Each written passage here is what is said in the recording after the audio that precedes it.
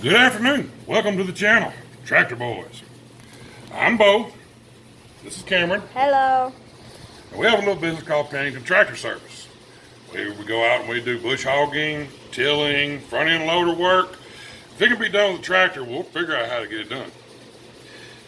Today we're going to be working on Cameron's little tractor. It's a ZL1500 from Kubota. This is a gray market tractor. For those of you who don't know gray market tractor, I'll give you a real brief history on it.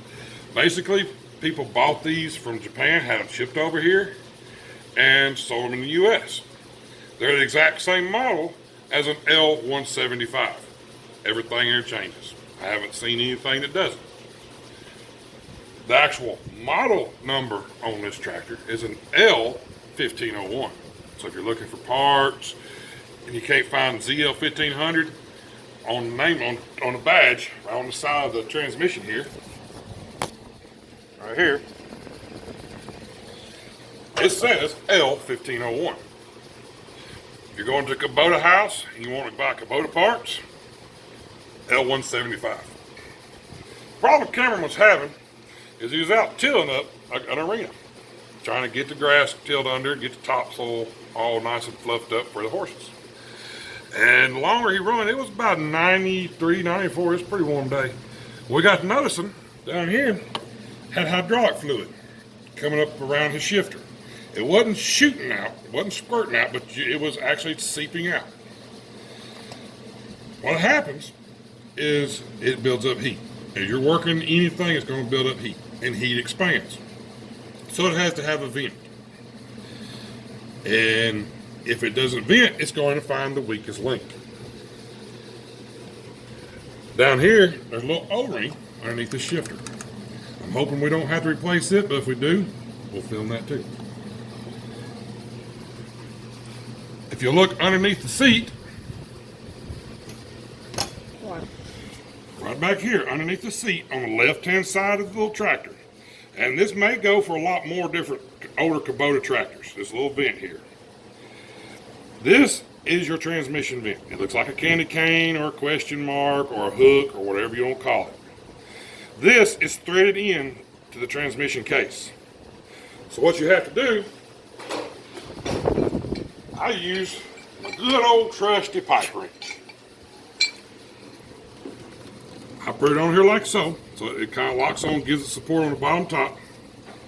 Just give it a good twist to the left and break loose. Once it breaks loose, and screw that rascal out by hand.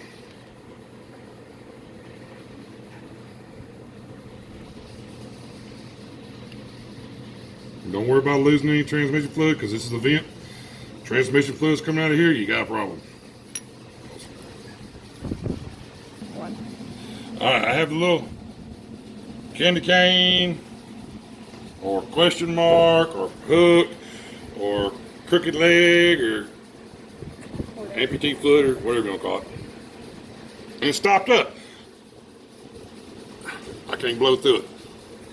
So I've got this little zip tie. I'm going to see if I can't work it in there. If you had like a little pipe cleaner, it would probably work better. Just so you go through. I'll blow right through it. Take your little PB blaster, blow from the outside in. Make sure you got good and cleaned up. Okay? Awesome. Alright, now that that's cleared out, all you gotta do is thread it back in. These are pretty fine threads. A little trick I always learned, if you're having trouble getting it started, turn it back till you feel a click. And then once you got it clicked, your threads are started. Going straight. Now I don't have the proper torque specs or any of that fancy wording like that for this. So we're just going to put it in there till it's hand tight.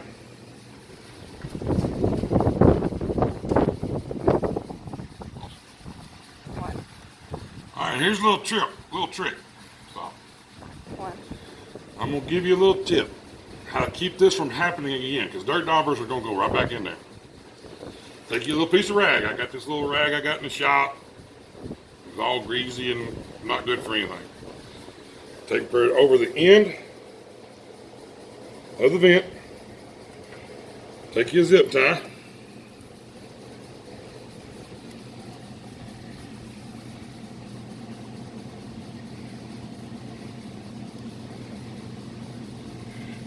And if you got better articulating hands than I do, this won't take as long.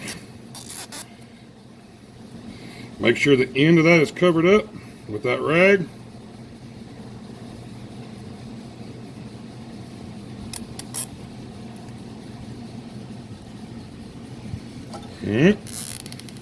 Tighten it down. Alright, what that's going to do is it will still breathe through this rag, but it will also keep the dirt daubers from going up in there. Pet peeve of mine, always remember to trim your tails. One. So stay tuned to the channel for more tips and tricks on these little Gray Series tractors, Gray market tractors. We've still got to change out the hydraulic fluid reservoir screen.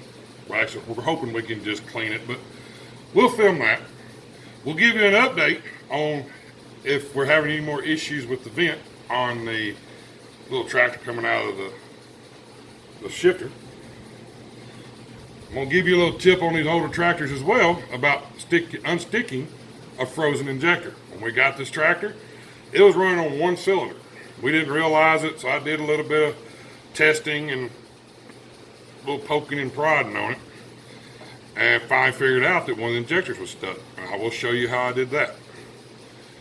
We're also going to be restoring this tractor. We're going to take it down, we're going to fix all the little parts and pieces on it, sand it down, we're going to paint it, make it look brand new for old Cameron there. One. And we're going to have a little short video on getting the right filters for these.